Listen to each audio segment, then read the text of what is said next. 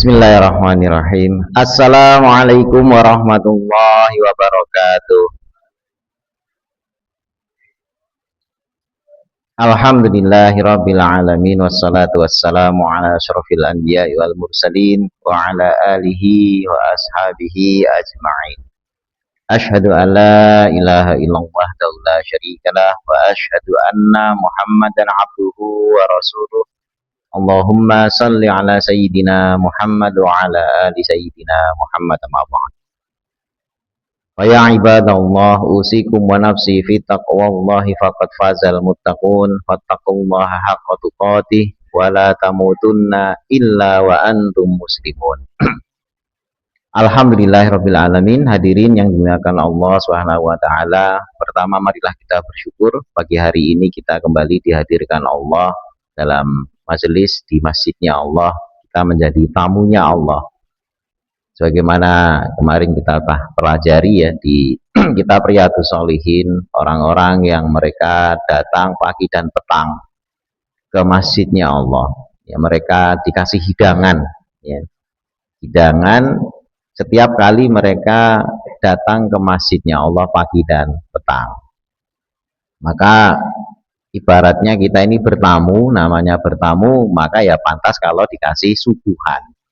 Masalahnya suguhnya itu masih goib, ya. Sehingga ya kita sebagai orang beriman yakin bahwasanya setiap kali kita hadir ke masjidnya Allah itu selalu ada suguhan dari atau hidangan dari Allah SWT.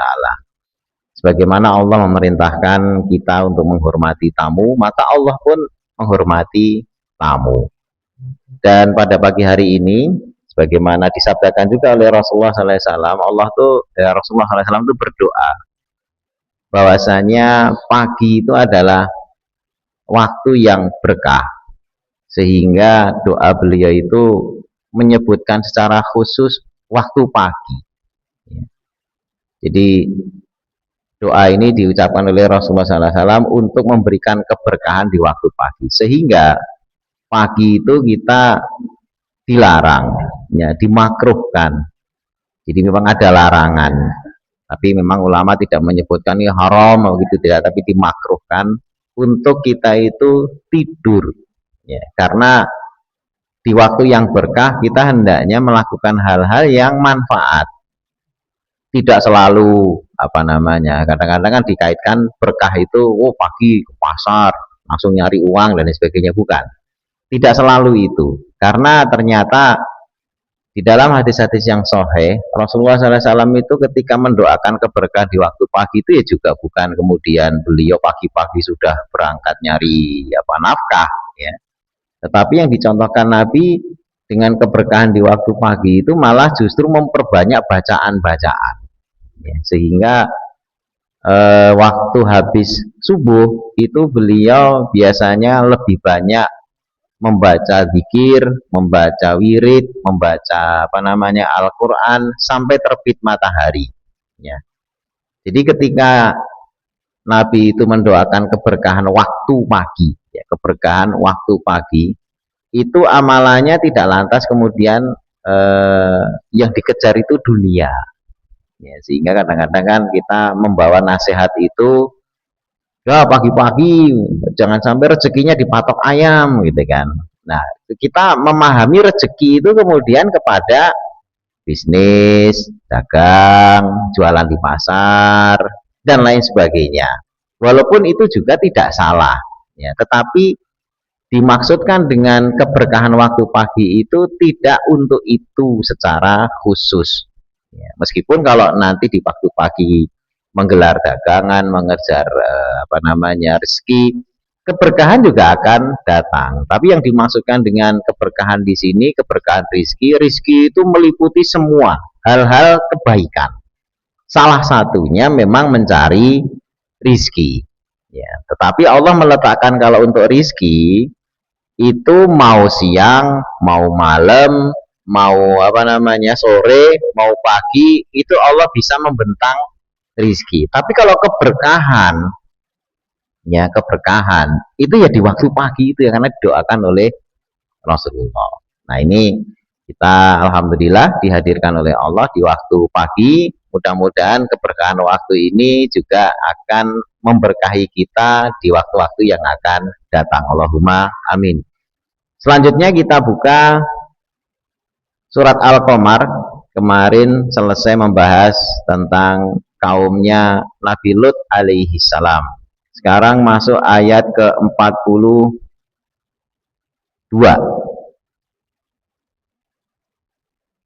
Ayat 41 ya, 41. Ini bercerita tentang Fir'aun. Kita baca dulu ayat-ayatnya. A'udzu billahi minasyaitonir rajim. Walaqad jaa'a ala fir'auna nuzur. Kazzabu biayatina kulliha fa akhadnahum akhdha azizim muqtadir. Akufarukum khairum min ulaikum am lakum bara'atum bizzubur am yaquluna nahnu jami'un munbasir sayuhzamul jam'u wa yuwalluna ad-dubur balis sa'atu maw'iduhum was sa'atu adha wa amar innal mujrimina fi dhalalin wa su'ur. Walaqad jaa'a ala fir'aunan nuzur. Walaqad dan sungguh-sungguh jaa'a telah datang ala fir'auna keluarga Fir'aun. Jadi ini Fir'aun ini tidak disebut sendiri tapi dengan pengikutnya, kelompoknya atau keluarganya. Karena memang dalam kerajaan itu yang berkuasa biasanya keluarganya, nepotismenya kuat. Jadi ja'a ala fir'aunan nudur peringatan-peringatan. Telah datang kepada keluarga Fir'aun an-nudur, ya, peringatan-peringatan atau ancaman-ancaman yang dibawa oleh Nabi Musa alaihissalam. Kadzabu bi ayatina. Mereka mendustakan terhadap ayat-ayat kami, kulliha, semuanya. Fa'akhadnahum, maka kami siksa mereka, akhda azizim muqtadir, akhda aziz dengan siksaan Allah al-aziz yang maha gagah, muqtadir yang maha perkasa.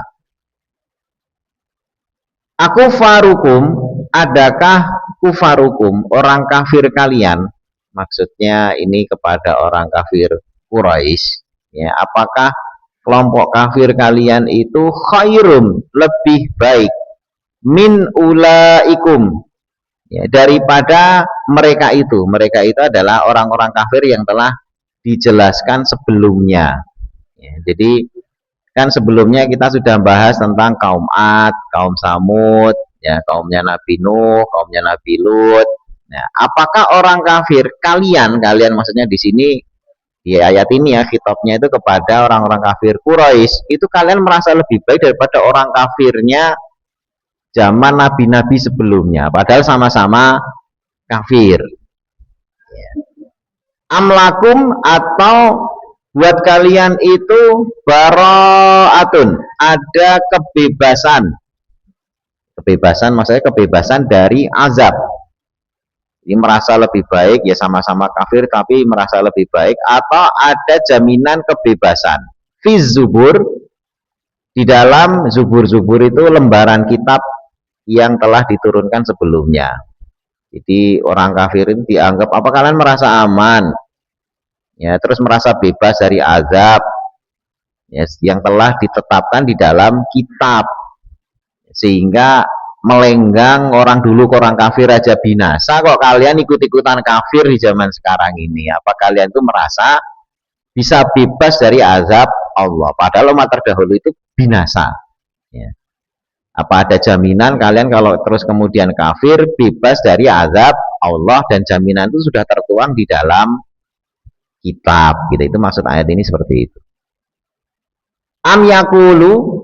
Am yakuluna, ataukah mereka mengatakan, nahnu, kami ini, jam'un muntasir. Jam'un itu kelompok yang muntasir, yang akan menang nantinya, akan ditolong oleh Allah, yang nantinya akan menang. sayuhzamul jam'u, kelak akan dibinasakan al jam'u, kelompok itu atau golongan itu, wa yuwallunat dubur, dan mereka akan berpaling ke belakang atau mundur. Kata sa itu adalah menerangkan kelak tapi waktu yang dekat. Kalau kelak waktunya masalah yang panjang itu saufa, ya, digunakan kata saufa. Tapi kalau sa itu waktu yang dekat. Sayuhzamul jam'u wa yuwallunad dubur. Baik. Jadi ini kisah tentang Fir'aun tidak dijelaskan lebih detail karena di ayat yang lainnya lebih banyak dibahas, ya. Hanya disebutkan setelah, ya, Nabi Nuh, kemudian ada kaum Ad, kaum Samud, kaumnya Nabi Lut, ya. Terus datanglah keluarga Fir'aun, ya, tadi disebutkan ala Fir'aun, selalu disebutkan ala keluarga, karena memang sekali lagi tadi di dalam sistem kerajaan itu kan rata-rata yang namanya penguasa itu menggunakan sistem kerajaan yang kekuasaannya itu diturunkan, ya, dari keturunan satu ke keturunan berikutnya. Terus untuk memperkuat kekuasaan, ya, maka kekuasaan tersebut mesti juga akan dipasang oleh orang-orang yang masih kerabat, ya, perdana menterinya, apa dan sebagainya. Itu istilah kalau sekarang itu kroni, ya. Kroni itu adalah orang-orang yang memang, ya, biasanya orang dekat. Makanya ketika membahas Fir'aun, Allah tidak nyebut Fir'aun saja satu orang, tidak, tapi ala atau alu Fir'aun, keluarga Fir'aun, karena ini mesti satu trah, ya, satu trah yang di situ banyak sekali melibatkan orang-orang yang lain. Hanya tentu saja ada kekhususan yang kita sudah bahas kemarin itu adalah istri Fir'aun sendiri, ya, dimana itu juga alu Fir'aun, ya, masuk keluarga, tetapi salah satu istri dari Fir'aun itu ternyata orang beriman, wanita beriman yang justru disebut oleh Allah secara khusus di dalam Al-Quran, ya, di juz terakhir dari juz 28, ya, di sana disebutkan tentang perumpamaan wanita yang beriman itu dua disebut. Satu adalah istri Fir'aun dan yang kedua Maryam. Ya, Maryam itu ibundanya Nabi Isa alaihi salam. Jadi kalau contoh yang dua wanita dari kalangan kafir itu disebutkan istrinya Nabi Lut dan istrinya Nabi Nuh. Nah, ini contoh kemungkaran itu malah istri para nabi, istrinya Nabi Nuh dan istrinya Nabi Lut. Tapi ketika dicontohkan untuk orang beriman, istrinya Fir'aun. Nah, ini kan jadi apa namanya, ya, kayak semacam, loh, ini kok istrinya orang-orang soleh malah bangkang, sementara istrinya Fir'aun juga bangkang, tapi bangkang pada suaminya, artinya taat kepada Allah. Artinya ketika disebut walaqad jaa ala fir'auna nuzur, Allah menyebut secara umum, ya, walaupun di situ ada kekhususan, yakni istrinya Fir'aun itu tidak ikut di dalam alu Fir'aun yang binasa, ya, yang nantinya mereka itu zalim terus binasa. Makanya di dalam Al-Quran itu ada kalimat-kalimat yang sifatnya umum, yang nantinya akan diperjelas oleh ayat yang lain, mungkin di tempat yang lain, di surat yang lain, yang memberikan penjelasan secara detail, ya. Contoh misalnya, ini sering kita ulang-ulang, ya, biar semuanya paham juga, memahami satu usul, ya, usul pemahaman atau usul fikih. Contoh misalnya diharamkan atas kalian babi, ya, disebutkan itu hurimat alikum, ya, diharamkan atas kalian itu lahmal khinzir, ya, disebutkan daging babi. Kemudian dam, ya, darah, ya, kemudian juga bangkai, ya, kemarin kita juga bahas tentang bangkai. Di situ redaksinya lahmal khinzir, daging babi. Kemudian disebut dam, darah. Tapi pada prakteknya, ya pada prakteknya di dalam hadis-hadis dirinci di kitab Toharoh, lahmal khinzir itu tidak hanya daging. Walaupun kata lahm itu, lahmun itu artinya daging. Ya. Tetapi ternyata lemaknya pun juga haram. Ya. Padahal disebut, jelas-jelas disebut di situ. Lahmal khinzir atau lahmul khinzir, artinya daging. Nah, artinya apa?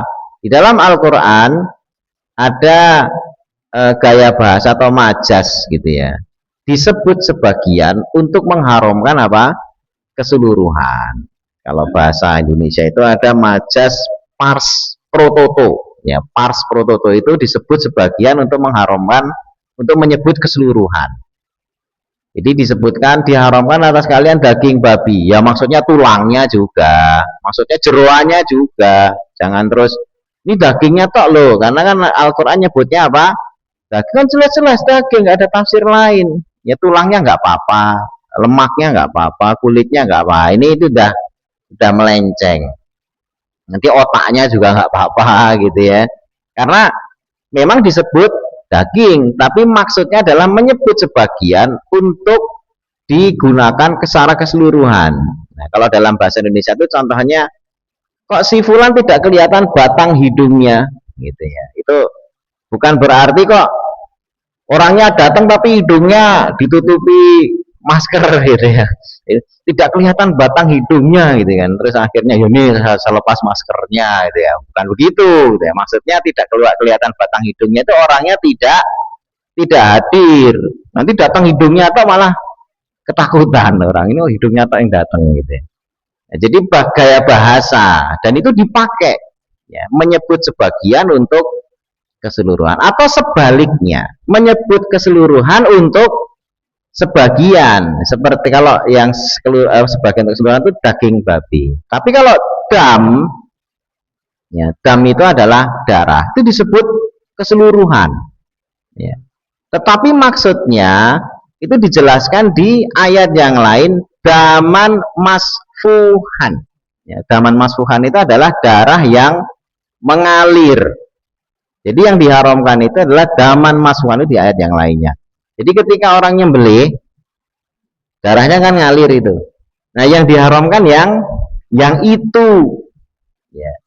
Karena kalau enggak, nanti pas makan, kebetulan dagingnya setengah matang, ya. Jadi sudah setengah matang, pas dimakan, ada darah di situ ya, kemerahan nih dagingnya, gitu ya. Wah ini haram, ada darahnya kan, darah haram. Enggak begitu, gitu ya.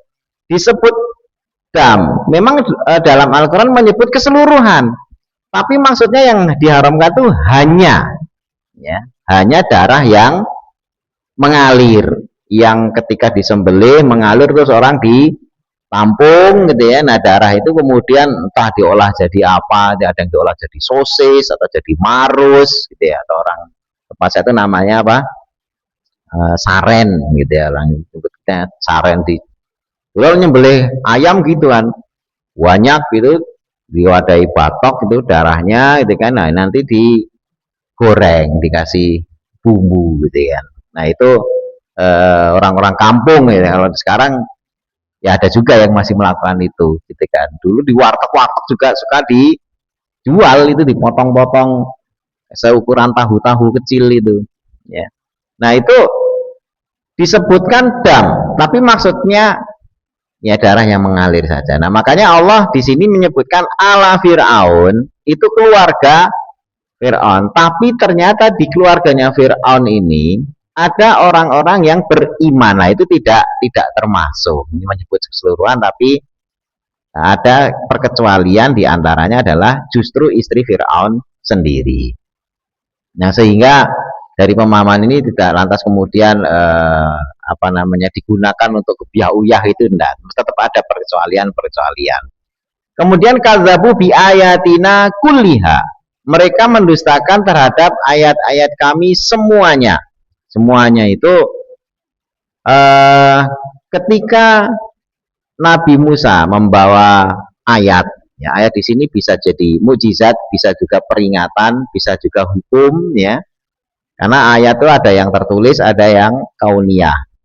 Pertama, Nabi Musa itu datang dengan tongkat, yaitu ayat Allah, dilempar jadi ular, terus tangannya bisa bercahaya dan lain sebagainya. Kemudian belum lagi ayat tentang kodok, tentang kutu, tentang darah, kemudian ada belalang, ya, bahkan sampai disebutkan di dalam ayat itu 9 ayat. Ya, diantaranya tadi itu kan kodok, kemudian kutu, belalang, darah, terus ada tongkat, ya, jadi ular dan sebagainya. Nah, itu mukjizatnya Nabi Musa yang disebut sebagai ayat, dan itu disaksikan langsung oleh Fir'aun. Ya, tapi kadzabu bi ayatina kulliha, semuanya didustakan oleh Fir'aun. Jadi kata kuliha di sini, ya, seringkali juga dikatakan sebagai tinggal konteksnya. Kulu itu bisa keseluruhan juga, tapi juga bisa dimaksudkan sebagian. Ya, makanya memahami konteks itu, kata itu memang kalau terjemah kata kulu itu semua, tetapi ternyata tidak semua. Contoh kata kulu yang tidak semua itu, misal di surat Al-Kahfi. Ya, surat Al-Kahfi itu di sana diceritakan tentang Nabi Khidir yang menjadi gurunya Nabi Musa. Ya, Nabi Musa ini berguru kepada Nabi Khidir. Nah, kemudian beliau naik ke perahu. Kemudian perahunya di bolongi, gitu. Jadi ketika dibolong ini Nabi Musa protes, lo kok dilobangi, gitu kan. Nah, akhirnya Nabi Khidir negur, lo kamu kan katanya mau berguru sama saya, syaratnya kalau ada apa-apa kamu diem, ini kok protes. Nah, sampai akhirnya 3 kali peristiwa protes terus, gitu ya. Akhirnya terus dijelaskan di sana, fa'ammas safinatu, maka adapun tentang kapal, fakanat lima sakin, itu punyanya orang miskin, ya, yang ya'malu nafil bahri, yaitu mengkaryakan perahu itu di lautan, ya. Jadi fa'ammas safinatu fakanat lima sakin ya'maluna fil bahri fa'aratu an aibaha, maka aku menghendaki untuk mengaibkan itu merusak, ya, aibah. Jadi dirusak. Karena apa? Karena ada Malik itu raja yang ya'khudhu kulla safinatin ghosba, yang nantinya dia akan merampas, ya'khudhu itu merampas, safinatin, semua kulla safinatin, semua perahu, ghosba.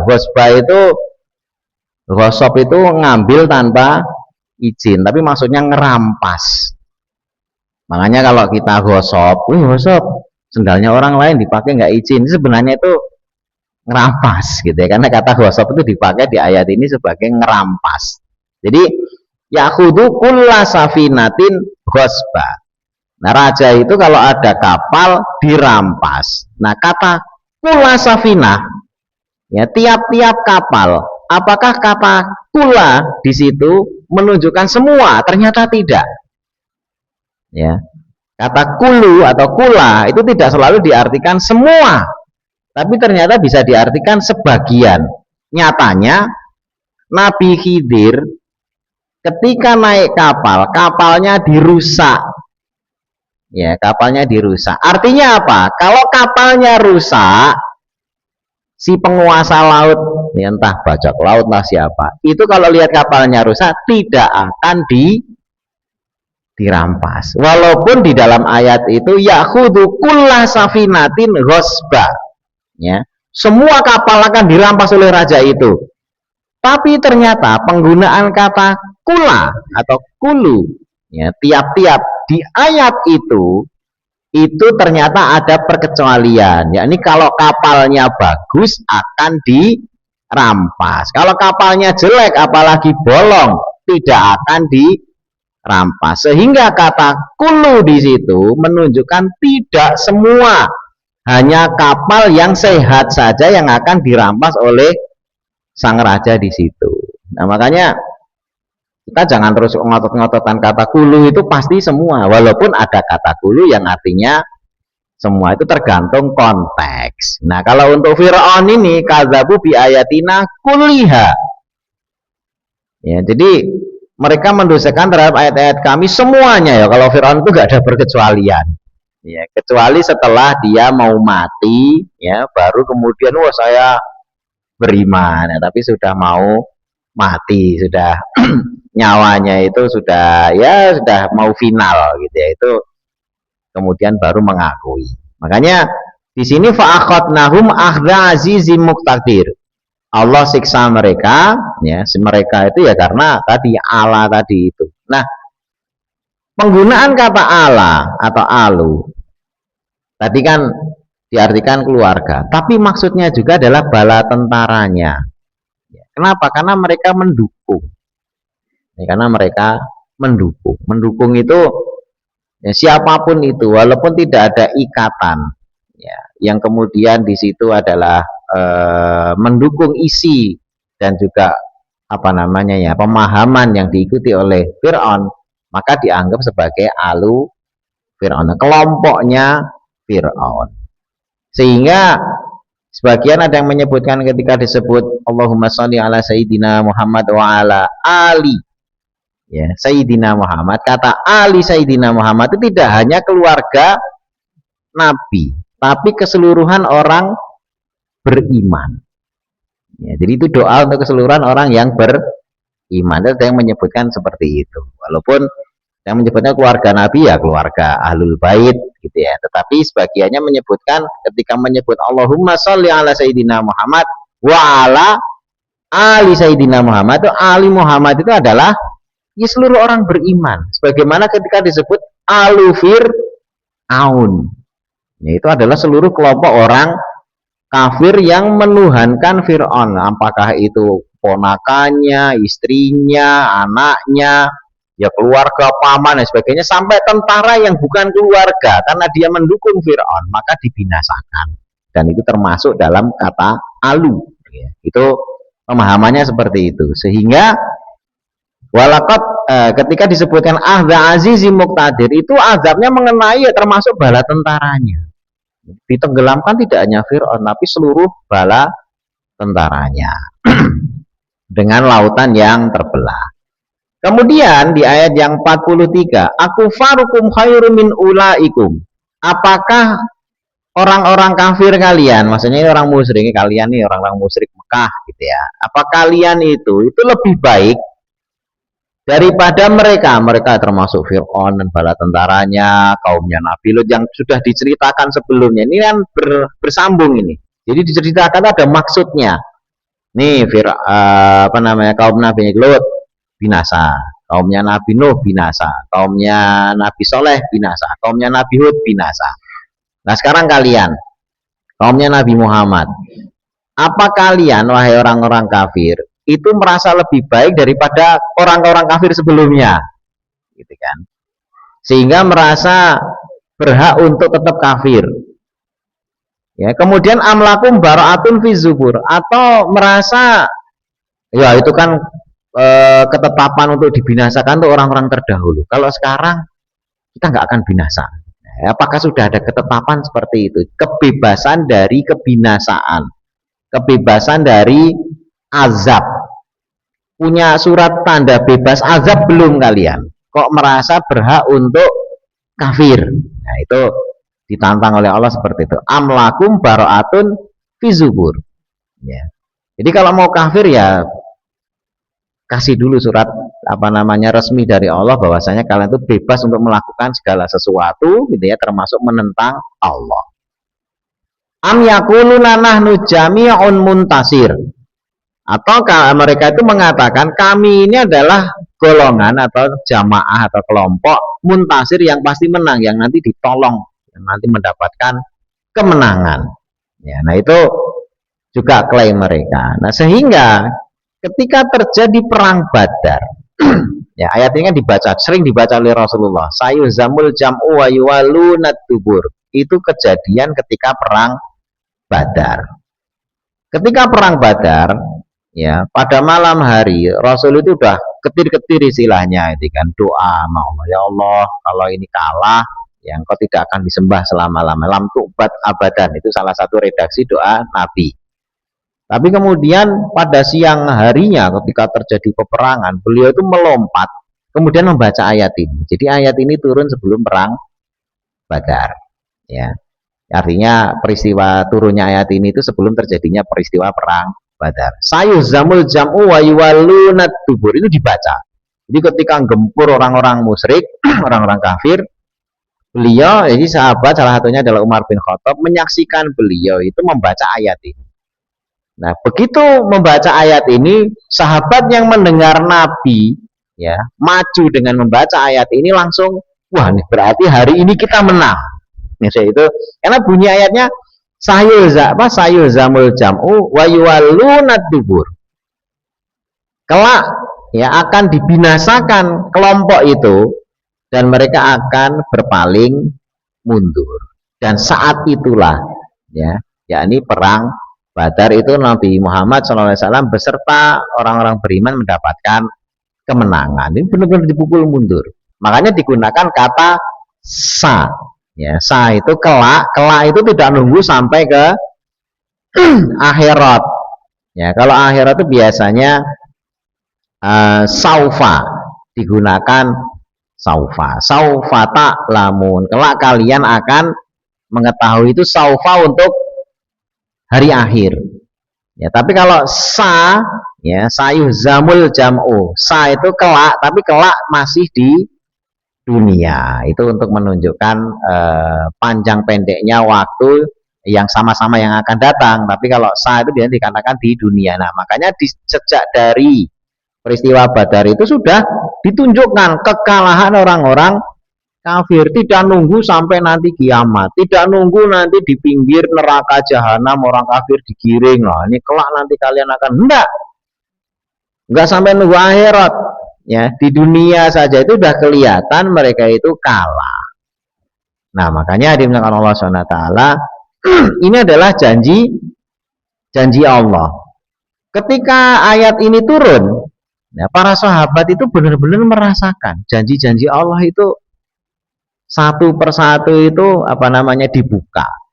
Makanya para sahabat itu sangat dekat dengan Al-Quran. Karena Al-Quran ini salah satu bagiannya itu mereka mengalami secara emosional, ya, secara nyata apa-apa yang difirmankan Allah sebelum kejadian, pas kejadian, dan sesudah kejadian itu mereka ngikutin terus. Ya, mereka itu akhirnya tidak akan terpisah dari Al-Quran. Ya. Nah, umat Islam sekarang apakah masih bisa mengalami? Bisa. Masih bisa, karena janji-janji Allah ini akan terus berulang. Kejadiannya tidak selalu perang, walaupun ada juga sebagian saudara kita yang juga melakukan peperangan saat ini, dijanjikan kemenangan, saat ini belum menang dan lain sebagainya. Ya, kenapa? Karena memang janji-janji Allah itu biasanya bersyarat. Janji Allah kemenangan dan sebagainya itu bersyarat. Ketika syaratnya tidak dipenuhi, ya maka tidak akan terjadi. Ya, contoh misalnya di banyak kejadian gitu ya, itu Rasulullah SAW itu dijanjikan, seperti kemarin kita sudah pelajari di surat Al-Fath gitu ya, dijanjikan haji. Ya, Nabi itu sendiri bermimpi, kemudian beliau mengatakan, karena waktu itu sudah dekat bulan-bulan haji, beliau bermimpi, kemudian beliau menyatakan, ya para sahabat, saya bermimpi dan ini adalah mimpi yang benar gitu ya. Kita akan berhaji ke dalam Masjidil Haram dalam keadaan aman. Wah, sahabat senang sekali gitu ya. Ini statement Nabi. Kita akan haji. Akhirnya apa? Ya berangkat semuanya, rombongan di musim haji tahun itu. Semuanya datang, di tengah jalan dicegat. Ya, orang-orang kafir ini nggak mau, nggak boleh. Ya, akhirnya terjadi perjanjian perjanjian Hudaibiyah itu ya, nggak boleh. Tahun ini nggak boleh, ini malah dibatasi.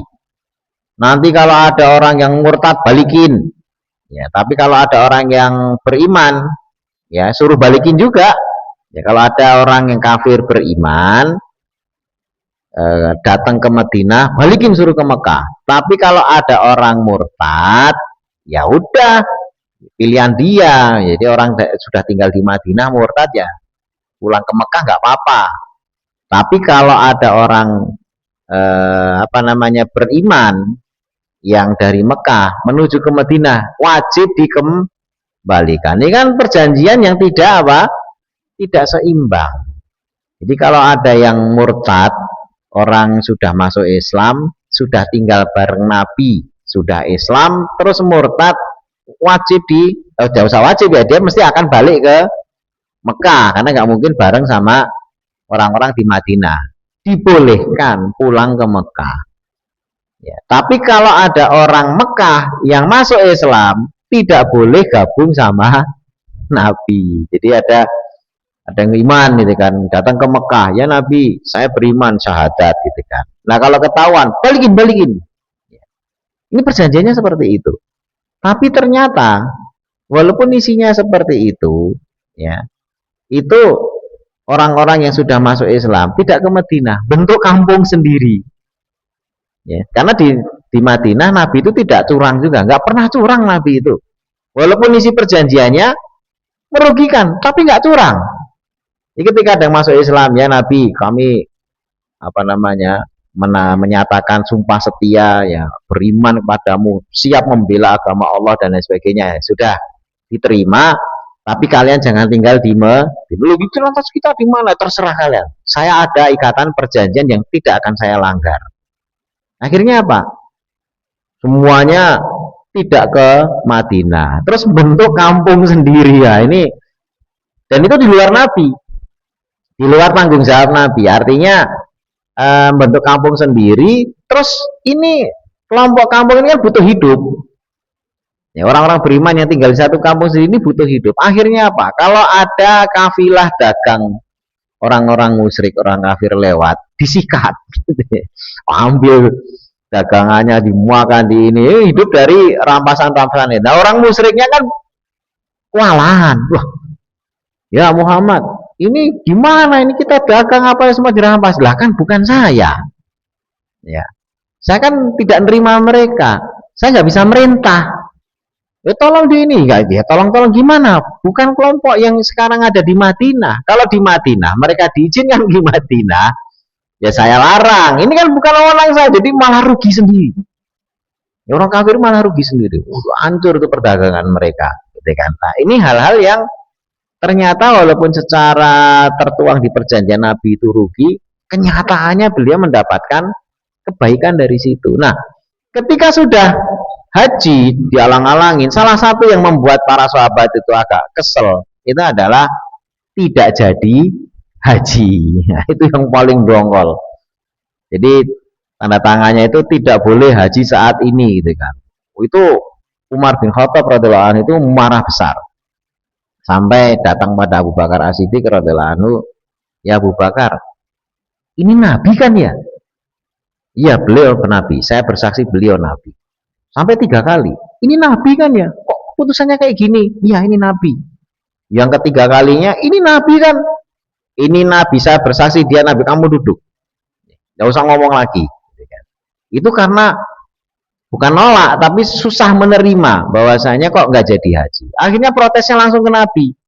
"Ya Nabi, Anda menjanjikan kami ini haji.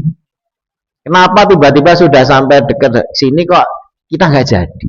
Ini gimana janji Allah?" Nabi menjawab, "Ya semuanya orang-orang beriman. Apakah saya menjanjikan hajinya tahun ini?" Semuanya diam. Apa saya bilang saya menyampaikan hajinya pasti tahun ini? Enggak.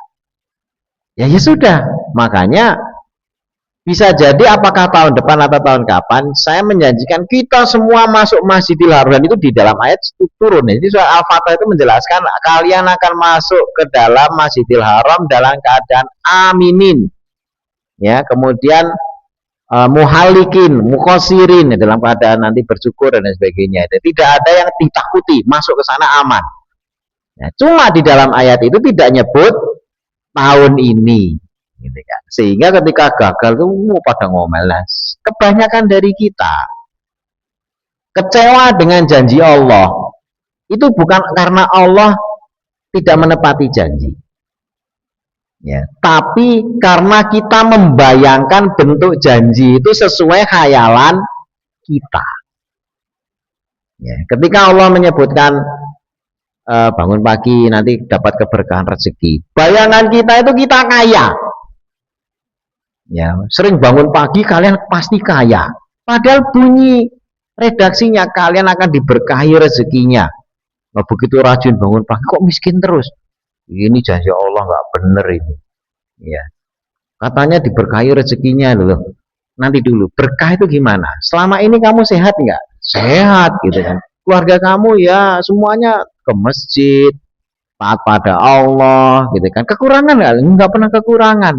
Ya cuma rumah gini-gini aja inilah. Menerjemahkan janji Allah itu dengan hayalannya. Ketika menyebut rezeki berkah di pagi hari dan lain sebagainya itu bayangannya lihat apa namanya kehidupan orang-orang artis konglomerat kesana kemari mobilnya mewah rumahnya gede gitu kan. Mereka nggak pernah taat bangunnya siang mulu subuh juga enggak tapi kok kaya-kaya saya yang rajin kenapa hidupnya masih begini. Nah, itu karena menerjemahkan janji Allah dengan hayalannya. Janji Allah itu begini ya, janji Allah itu begitu gitu kan menurut pikirannya padahal yang dimaksud tidak selalu itu oleh Allah. Nah, sama seperti ketika para sahabat itu bisa haji gagal haji itu protes ya Nabi janji Anda kan pasti kita haji. Iya, tapi apakah saya menjanjikan tahun ini? Semuanya langsung diam. Dan ternyata walaupun ayatnya sudah turun sebelumnya, baru tahun-tahun berikutnya setelah sekian tahun itu ya, nyampe 2 tahun gitu ya, itu tahun berikutnya itu sudah langsung bisa melakukan haji. Orang-orang musyrik takluk, semuanya berbondong-bondong masuk Islam. Tidak hanya umat Islam itu bisa berhaji, tapi keseluruhan orang-orang musyrik ini hampir semuanya itu kemudian menganut dan masuk ke dalam Islam. Hanya orang-orang tertentu yang lari, melarikan diri, yang walaupun akhirnya ketika lari balik lagi terus kemudian mengakui Islam. Nah, ini bonus-bonusnya. Ya, sehingga sekali lagi janji Allah itu tidak pernah tidak ditepati. Janji Allah itu benar. Permasalahannya adalah kita itu tidak pernah bisa melihat kebenaran janji Allah karena kita melihatnya dari sudut pandang kita bahwasanya janji Allah itu pasti begini dan begitu. Makanya kan suka ada lelucon gitu ya. Lelucon apa namanya doa. Ya Allah, saya doa minta duduk ongkang-ongkang hanya mengongkang-ongkang kaki aja rezeki datang. Ya udah saya kasih. Jadi apa coba? Jadi tukang jahit. Tukang jahit dulu kan duduk kakinya apa? Ongkang-ongkang gitu kan di buat apa nginjek mesin jahitnya itu loh. Wah, kok jadi tukang jahit? Lo kan minta kamu itu. Duduk ongkang-ongkang rezekinya datang. Begitu dikabulkan. Oh, maksud saya bukan begini ya Allah. Jadi orang apa namanya sudah minta deh, maksudnya itu ongkang-ongkang itu ya sudah nyantai, dia nggak kerja, duitnya datang. Begitu bener-bener duduk kakinya ongkang-ongkang, jadi tukang jahit gitu ya. Ada yang mimpi, saya pengen jadi orang terkenal dikerubuti apa namanya perempuan-perempuan gitu. Celing jadi tukang sayur. Ya. Ya kenapa? Ibu-ibu pada datang, beli bang ini bang ya, karena pengennya terkenal. Ya datang disambut orang kayak bayangan dia artis gitu ya, datang terkenal ditungguin orang begitu datang dirubung ya, perempuan-perempuan dikabulkan oleh Allah jadi tukang sayur. Tiap hari ditungguin mana nih si abangnya nggak lewat-lewat begitu tengah itu dia langsung ibu-ibu pada merubungi ya. Jadi bayangan dia jadi apa artis jadi tukang sayur. Wah nggak cocok ini gitu ya. Doanya nggak detail ini. Jadi kadang-kadang itu, ya itu sekedar lelucon aja gitu kan. Ada yang saya pengen orang mengeluh-elukan saya, kan bayangan dia gitu kan. itu jadi orang terkenal gitu kan, orang pada datang pada cium tangan mengeluh-elukan, kabulkan jadi tahu. Di tahu kenapa? Ini tahunya enak apa nggak dipegang-pegang dulu gitu kan, dipegang orang banyak ada jadi tahu gitu. Pengen dielulukan orang.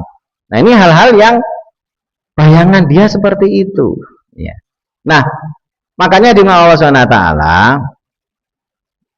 jangan pernah ragu terhadap janji Allah. Janji Allah itu pasti. Permasalahannya hanyalah tinggal kita terjemahkan. Kejadian yang ada itu ketika Allah menjanjikan keberkahan dan lain sebagainya itu wujudnya apa sekarang itu harus kita bisa telisik. Tetapi jangan lantas kemudian menggunakan imajinasi kita bahwasanya janji Allah itu begini begitu, yang ukurannya itu adalah ukuran-ukuran dunia. Karena banyak hal-hal yang ternyata Allah SWT itu berikan kepada kita yang kelihatannya itu kerugian, padahal itu adalah kita terhindar dari sesuatu musibah yang lebih besar ya. Ada kalanya Allah SWT itu berikan penyakit ya, bukan untuk menghukum, bukan untuk memberikan apa namanya sengaja, oh ini tak hukum, kamu gaya hidupnya nggak bagus dan sebagainya, tak hukum gitu kan.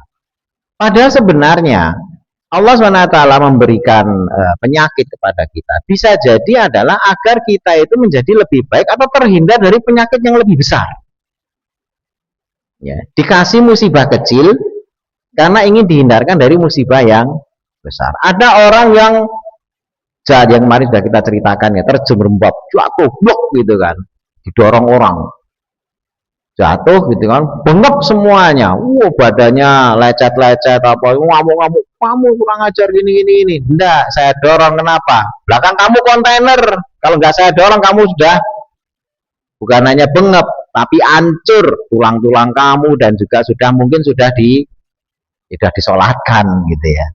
Ya begitu lihat, gitu ya. Akhirnya apa? Dia bersyukur, cuma bengep doang, cuma lecet. Ternyata dia dikasih lecet itu untuk dihindarkan dari ditabrak atau dilindas oleh kontainer. Nah, jadi akhirnya apa? Bersyukur dengan lecet-lecetnya. Tapi kalau lecet-lecet cuma yang dilihat itu, itu kulitnya kok halus gitu ya. Ada artis kulitnya halus, lembut, putih, bersih. Lah kamu dihindarkan pada musibah besar kok ngelihatnya kulit yang halus, ini kan nggak bersyukur gitu kan, terlalu ngelunjak gitu, udah selamat aja tuh udah gitu kan, nggak usah aneh-aneh gitu kan. Nah itu hal-hal yang kenapa kadang-kadang musibah itu karena kita salah membandingkan, harusnya membandingkan kepada yang lain dan melihat hikmah itu masing-masing kepada diri kita. Saya pernah kena hipertensi ya, tensinya tinggi, gula ya pernah juga, gula sampai 400 pernah, tensi sampai 200 lebih pernah kita alami semuanya. Tapi ternyata apa? Karena penasaran ya, karena memang kebetulan bidangnya di kedokteran ya, dipelajari ternyata semuanya bisa pulih tanpa obat. Dan gara-gara kena hipertensi, kena diabetes, kemudian kena asam urat dan sebagainya, akhirnya bisa ketemu jawaban, tanpa obat sebenarnya bisa gitu ya, tanpa obat sebenarnya bisa. Itu adalah karunia ya, kita mencari karunia, kita mencari kemanfaatan, kita mencari keberkahan di sela-sela kesusahan-kesusahan yang datang. Makanya kemarin kita sudah bahas juga kan, seringkali kesulitan itu dan kemudahan itu datang bareng. Permasalahannya kita seringkali fokus kepada kesulitannya, kemudahannya akhirnya tertutup ya. Sama halnya seperti jari kita ini kan kecil, gunung, entah gunung di mana gitu ya, itu gede dan semuanya ada di hadapan kita. Cuma masalahnya kalau jari kita ditaruh di depan mata kita, gunung segede apapun tidak akan kelihatan. Yang kelihatan gede adalah jari kita. Padahal kalau dijejerkan jari kita dengan gunung itu ya nggak ada apa-apanya. Jari kita kecil, gunungnya luar biasa besar. Tapi jari yang kecil ini bisa nutupi gunung ketika ditaruh di tempat yang pas gitu ya. Ini di depan mata, gunungnya mana, nggak ada lah ya, ketutupan jari yang kecil. Nah sama kesulitan itu kadang-kadang kecil dibalik kemudahan yang sebesar gunung. Masalahnya kesulitan itu kita taruh di depan mata kita. Sehingga kemudahan-kemudahan yang dilimpahkan oleh Allah di sekitar kita itu nggak kelihatan. Harus dibantu orang. Ya. Ya, mana gunungnya nggak ada? Nah, lihat nggak? Jadi orang lain harus nyingkirin apa? Jarinya. Ya, baru setelah, oh iya ada gunung gede ya, ini gede banget ya. Dari tadi nggak kelihatan. Iya nggak mata kamu diginiin? Nah, kesulitan kita itu seringkali sengaja kita hadapkan di mata kita. Walaupun sebenarnya kesulitannya hanya kecil, terus menutupi semua kemudahan Allah yang luar biasa, maha dahsyat besarnya. Sekian ribu, sekian juta kemudahan dibentang oleh Allah di depan kita, nggak kelihatan hanya gara-gara kesulitan kecil yang kita taruh di depan mata kita. Nah, itu seringkali kita terjadi seperti itu. Makanya kalau enggak, jangan fokus ke kesulitannya, singkirin. Harus ada orang lain yang nyingkirkan. Udah, masih punya banyak kemudahan, manfaatkan kemudahannya nih. Lihat, wah ya gunungnya gede, oh ini bisa lihat, ternyata indah juga ya alam ini. Lah selama ini kamu tutupi, ya, ditutupi dengan kesulitan-kesulitan kecil, tapi di hadapan matanya sehingga menutupi semuanya yang indah-indah ini. Nah itu apa namanya, untuk sekedar mengubah POV, perspektif gitu ya, point of view, sehingga walaupun keadaan tidak berubah, tapi setidaknya sebenarnya kita ini di hadapan Allah itu masih banyak dipenuhi oleh keberkahan, masih banyak diberikan rizki yang lupa kita syukuri, hanya saja karena ketutupan oleh kesulitan-kesulitan yang kita hadapi. Baik, sampai di sini ada yang ditanyakan? Sampai ayat 45. Ini janji Allah mengalahkan orang kafir, mundur dan ditepati oleh Allah. Tidak ada janji satupun dari Allah yang diingkari oleh Allah. Kalau tidak ada, sampai di sini untuk pembahasan hadis kita pada pagi hari ini. Mudah-mudahan Allah SWT berikan kemudahan-kemudahan kepada kita dan kita dikuatkan sehingga yang susah pun juga jadi mudah karena kita diberikan kekuatan oleh Allah SWT. Allahumma amin. Kita akhiri sekian pertemuan pagi hari ini dengan kita tutup dengan doa kafaratul majelis. Subhanakallahumma wa bihamdika asyhadu alla ilaha illa anta astaghfiruka wa atubu ilaik. Assalamualaikum warahmatullahi wabarakatuh.